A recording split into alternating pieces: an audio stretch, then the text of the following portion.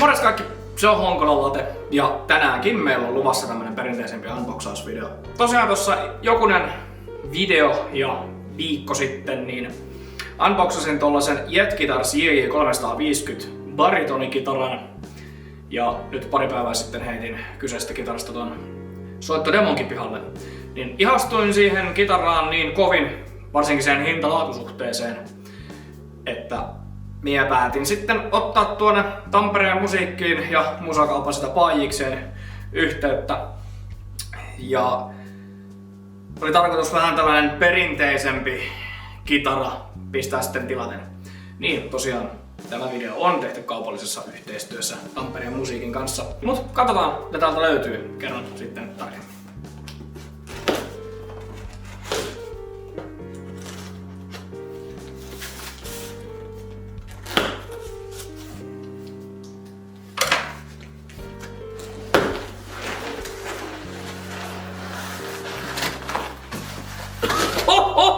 Oi!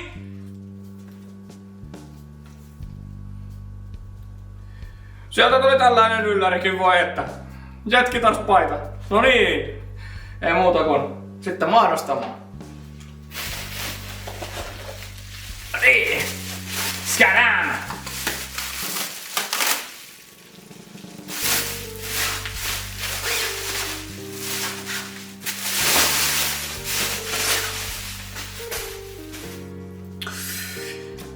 Se on kaunis. Tosiaan ehkä ei ihan sellainen kitara, mitä moni varmasti meikäläisen näpeissä ehkä välttämättä kuvittelisi näkevänsä. Tosin ne, ketkä meikäläisen tuntee ja tietää niin kuin vuosien kokemuksella, niin tietää, että minä jos kuka soitan tällaisella kitaralla ja tykkään tällaisista vähän mielenkiintoisimmista ratkaisuista. Niin, tosiaan tämä on Jet Guitars JT300 RV Shell Pink. Ihan tällainen perinteisempi Telecasteri-sovellus. Ei siis ne, ketkä niin meikäläisen tuntee tuolta jo vuosien takaa, tietää, että ennen kuin meikäläisen näpeissä enemmän nähtiin just Viperia SGtä, niin mä oon ollut todella kova telemies. Olen sitä edelleenkin, mutta että nyt mullahan ei ole ollut kun oikeastaan toi yksi tele ja se on toi ESP LTD SCT607B. Mutta tosiaan mä olen ihan vuosi sitten, aika lailla varmaan yli 9 vuotta sitten jo, jos tällä aletaan miettimään. 8-9 vuotta sitten, niin Late Night Harvestersin alkuaikoinahan mä soitin ihan Fenderin Mexicon telellä. Semmoisella sinisellä Lake Placid Blue värisellä, mihin voi sitten oikein helmiä splexit ja kaikki. Ja se oli mulla keikkakitaranakin aivan törkeän hyvä kitara. Sen myymistä kadun edelleenkin. Se oli vähän erilainen. Se oli Vox AC4 kytkettynä ja kun siinä oli Bossin Adaptive Distortion välissä, niin se oli... Ja meikäläinen on aina ollut erittäin kova just telesoundin ystävä. Tai varsinkin toi kaula, kun se on niin kuulas se soundi. Ja talla, kun se on tavallaan niin dientmäinen, mutta ei kuitenkaan, se on niin terävä ja diskanttinen, että se leikkaa läpi se soundi. Sen Fenderin Mexicon telen jälkeen hän minä kyhäsin Harley Bentonin tuollaista rakennussarjasta NS Latecasterin, mikä on semmonen valkoinen, se on edelleenkin tällä Bandicamilla, vähän muutoin kaulaa ja tällaista, mutta no, ne on mitä on, se on hyvä sillain kitara, hyvä jammailu, se on hyvä Bandicamp-kitara. Ja sitten vuonna 2018 mä sain mun ensimmäisen endorsement-diilin tällaisen Kononykhen Guitarsin kanssa ja sitä kauttahan mun tuli tällainen humpukkerilla varustettu kuuskielinen. Se oli olevinaan liila se kitara, mutta kyllä se enemmän pinkiltä näytti. Se oli mulla Late Night Harvestersis pääkitara.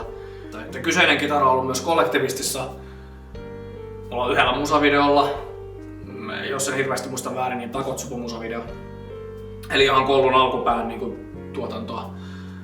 Ja sitten Kononykhen kun julkaisi ensimmäisen seiskansa, mikä oli myös tele, niin se oli mulla kollussa taas sitten pääkitarana useamman vuoden ennen kuin sitten musta tuli ESP-artisti.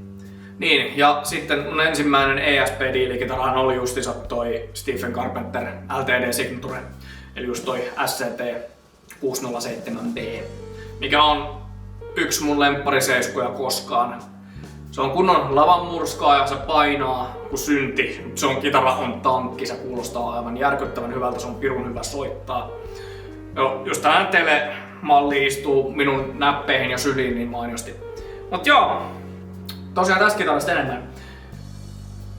Jet Guitars JT 300 RV Shell Pink, aivan upea tällainen pinkki.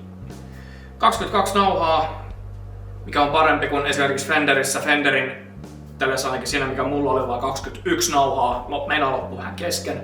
Et 22 nauhalla mä pärjään vielä. Tosiaan ihan perus telemikitys, Volatone 3-tie mikin valitsin. Paahdettu pahterakaula, niin kuin siinä J350-säkin. Runko on lehmusta. Tosiaan perinteinen pulttikaula.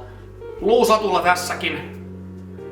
Eli ottaen huomioon, että tää maksaa tämä kitara 229 €, niin paahdettu kaula ja luusatulla niin on aika niinku aika pirun kova.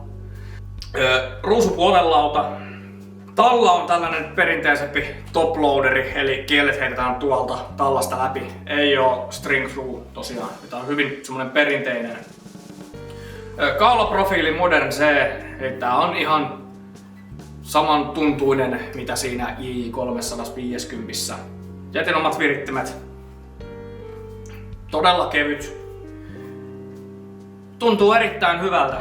Notta tämä tuntuu hyvältä. Tämä tuntuu omalta. Että kyllä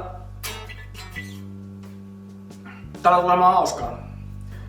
Tosiaan pointti minkä takia tämän kitaran hankin, niin oli just ihan se, että kun mulla ei Arsenalissa ole ollut nyt vuosiin tällaista NS-perinteistä niin kuin hyvin soitettavaa peleä, eikä oikeastaan niin kuin Stratoakaan, ja Straton hankin myös jossain vaiheessa. Se tulee olemaan tämmönen jetti myöskin, se on aivan varma. Niin, olen niin siitä JJ350 vakuuttunut, että mä tiedän, että siihen rahaan minkä mä pistän jettiin, mä saan varmasti laatua. Saan sellaista mikä kestää. On Suomen oloihin erittäin hyvä peli, on luotettava, kuin se, että jos mä pistäisin tuplasti enemmän ja ostasin jonkun toisen halpiksen, se voi olla, että se ei ole todellakaan niin hyvä, mutta tää on ihan top notch. Kyllä mä väitän, että tämä sen Meksikon telen kanssa kilpailee erittäin hienosti. Siis tämä on solid, tämä on niin kiinteän tuntunen. Ja se on mitä mä arvostan kitarassa erittäin paljon, se että sen pitää tuntua jykevältä, sen pitää tuntua vakaalta, siis solid.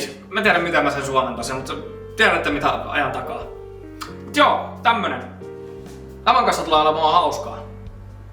Ja aloin tekemään tämän kanssa paljon post-rockia ja on mulla semmonen irstas haave, että tekisin yhden miehen black metallia tällaisella, koska tämä on niin härski, että tämä suorastaan huutaa sitä kellaria metsäblackista. Katsotaan miten äijän käy. Mut joo, tämmönen unboxaus tällä kertaa. Eli kiitos Tampereen musiikki ja Paajissetä jälleen kerran. Linkit kauppaan, Jet Guitarsiin, Paajiksen sivuille löytyy kuvauksesta. Minä teen tästä sen soittodemon varmaan ehkä vähän nopeammalla aikataululla kuin viimeksi, mitä tosta JJ350 tuli tehtyä. Kiitos työkiireiden ynnä muiden kiireiden. Mutta jos en sitä täällä Bandicampällä kuvasta soittodemoa, niin sitten on luvassa vielä jotain eeppisempää, mut siitä sitten myöhemmin lisää. Mutta kiitos kun tsekkasit videon. Me nähdään ensi kerralla.